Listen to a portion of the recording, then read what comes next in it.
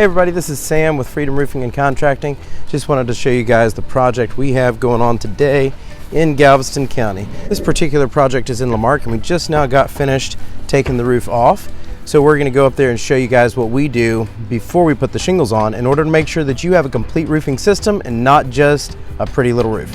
One of the most important things when we're doing your roof is we want to make sure that you are able to get in and out of your house while the project is happening. So you can tell we just now got finished cleaning up the roof, but as you can see, the lawn is totally clean. And so there are no hazards for you coming in and out of your house. And the minute the roof is taken off, all of that trash is placed into the dumpster. It's because, of course, nobody wants a messy job site in the middle of a neighborhood. All right, so the next most important component on any roofing system is the drip edge, all right?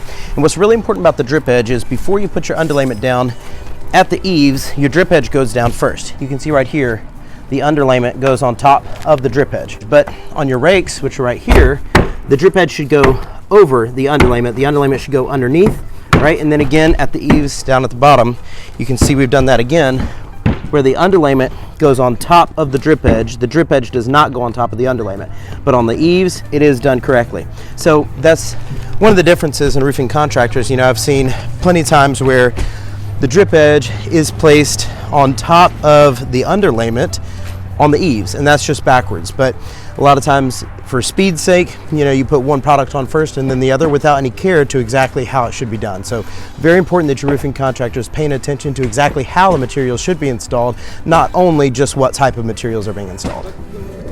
One of the most leak-prone areas in your roofing system is where two slopes, the slope behind me and this slope right here, come together, and that is right here in the middle. This right here is what we call a valley. And what you have here is a valley membrane to protect your valley, because your valley, of course, collects the most water, and this is the drain point for both of these slopes. So it's really important you have a valley liner in addition to just regular underlayment to make sure that the valley is protected against leaks. Another key point is around any major penetration, such as a chimney that we have right here. You want to always put a membrane underneath the flashing all the way around the chimney as well. And that is just in case any of these nails spring a leak, something like that. You've got an extra membrane right here that'll shed that water right off and then straight onto your underlayment. And then it'll go right off the roof instead of getting underneath and affecting your plywood. So very important to put membrane around any leak-prone areas on your roof. So the next step is the underlayment. As you can see here, we have a synthetic underlayment on this roof.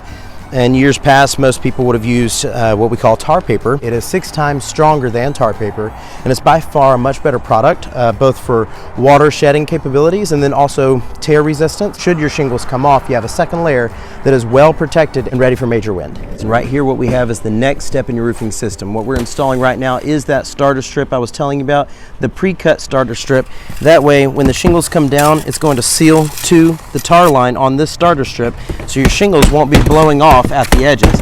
This is going to be one of the #1 areas where shingle roof can get weak, right? Right here at the edge, when the wind hits the eave, it can rip the shingles right up. What we have right here is a starter strip that's going to prevent that from happening, and we're not cutting regular shingles, flipping them around backwards. We are using the appropriate pre-cut starter strip in order to make sure the roof system is ready for any major wind events. And then, of course, the final step is putting on the shingles. So on this roof right here, we are going with the GAF Royal Sovereign shingles. And as you can see down here, it is mating with the starter strip right at the bottom. This starter strip has a tar line that these shingles then seal to.